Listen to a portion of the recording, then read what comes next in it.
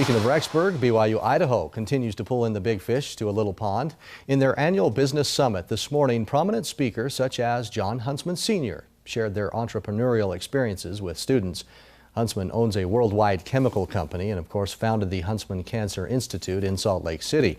Eyewitness News reporter Stephen Pope joins us now. And Stephen, we all know this is tough for businesses right now, tough for everybody. So we're talking economy here. What kind of messages were they sharing at the summit? Well, Todd, Huntsman spent a great deal of time talking about how adversity brings about innovation and why personal integrity is the most important principle in business. Other speakers shared strategic ideas and tried to make their real-world experience relevant to listening students. When Jon Huntsman stood up to share his success story in the business world, it was tied so closely to his spiritual beliefs, you couldn't separate the two. God did not put us here to fail.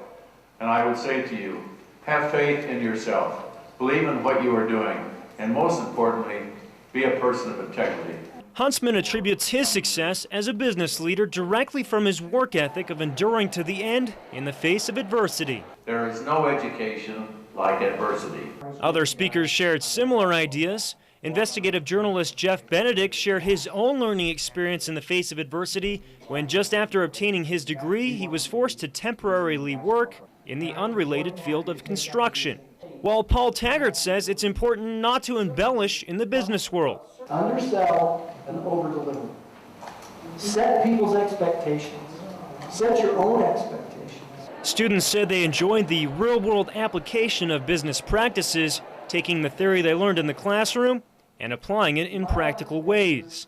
Like in a classroom, you just read about this kind of stuff, but when people actually come and talk about it, you realize that, hey, they're a person not that much different than I am. I learned that we have to plan ahead.